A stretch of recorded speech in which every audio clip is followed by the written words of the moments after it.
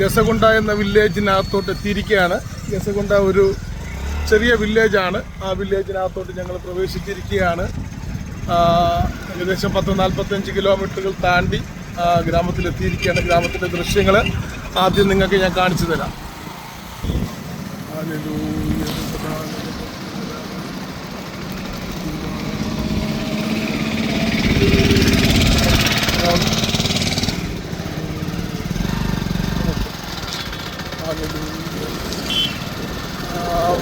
യേശുവിനെ അങ്ങനെ അധികം ആരും അറിഞ്ഞിട്ടില്ല.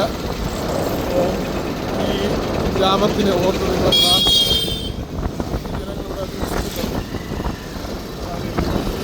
പിന്നെ ഒരു 50-60 കിലോമീറ്റർ കഴിഞ്ഞ് അടുത്ത ഗ്രാമമുള്ളൂ. നെക്സ്റ്റ് ഗ്രാമം നമുക്ക് കൊടിങ്ക എന്ന ഗ്രാമമാണ് അടുത്ത ഗ്രാമം. ഈ ഗ്രാമത്തിൻ്റെ ദൃശ്യം ഇതാണ് കേട്ടോ. ഏകദേശം 60-70 കിലോമീറ്റർ താണ്ടി വന്നപ്പോഴുള്ള ഒരു ഗ്രാമമാണ്. ഈ ഗ്രാമം കഴിഞ്ഞാൽ പിന്നെ അടുത്ത് കൊടിങ്ക എന്ന് പറയുന്ന ഗ്രാമമാണ്. അവിടേക്ക് പോകണം. പിന്നെ അതിലും വേറെയും 2 ഗ്രാമമുണ്ട്. അത് കഴിഞ്ഞ് വീട്ടിലെത്തുമ്പോൾ രാത്രിയാകും. ഈ ഗ്രാമങ്ങളെല്ലാം ഓർത്ത് പ്രാർത്ഥിക്കുക യേശുവിൻ്റെ നാമത്തിൽ.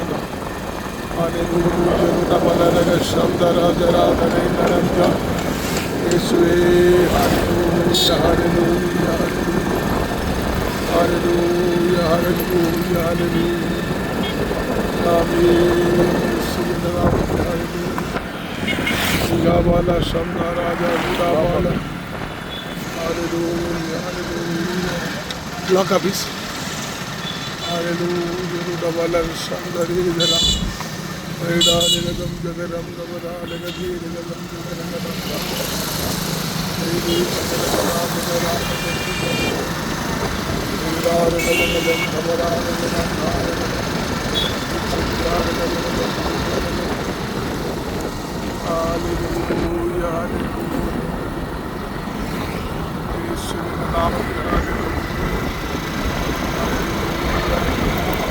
ഈ ഗ്രാമത്തിന് വേണ്ടി കൂടുതലായിട്ട് നിങ്ങൾ പ്രാർത്ഥിക്കണം.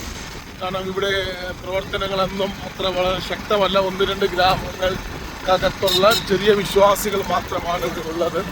അതുകൊണ്ട് ശക്തമായിട്ടും ഈ ഗ്രാമങ്ങൾക്ക് വേണ്ടി പ്രാർത്ഥിക്കണം. ഞങ്ങളിനിപ്പോൾ ഇതിനകത്തുള്ള ഒരു വിശ്വാസിയുടെ വീട്ടിലേക്കാണ് പോകുന്നത്. അവിടെ ഇരുന്ന് ചുറ്റിലുമുള്ള കുറച്ച് പേരെയൊക്കെ വിളിച്ചു വരും.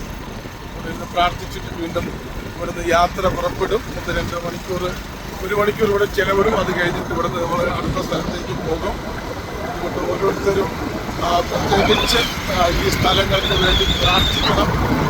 ഇവിടുത്തെ ഓരോ വിശ്വാസികൾക്ക് വേണ്ടി പ്രാർത്ഥിക്കണം. പ്രത്യേകിച്ചും ഗസഗുണ്ട വില്ലേജിന് വേണ്ടി പ്രാർത്ഥിക്കുക. ദൈവം അത്ഭുതങ്ങൾ ചെയ്യും, അതിശയങ്ങൾ ചെയ്യും. ദൈവത്താൽ കഴിയാത്ത ഒരു കാര്യവുമില്ല.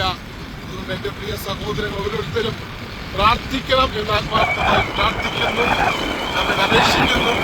നിങ്ങളുടെ പ്രാർത്ഥനകളാണ് ഇതുപോലത്തെ യാത്രകൾ. രാവിലെ ഭയങ്കര ചൂടാണ്. ഏകദേശം 35-36 ഡിഗ്രി ചൂടാണ്.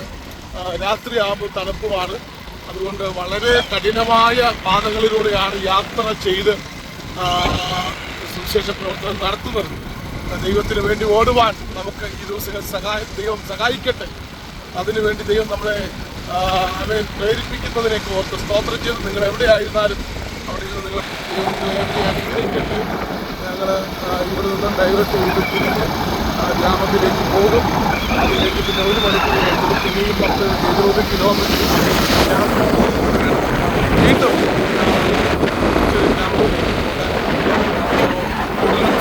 ഫോറസ്റ്റാണ്.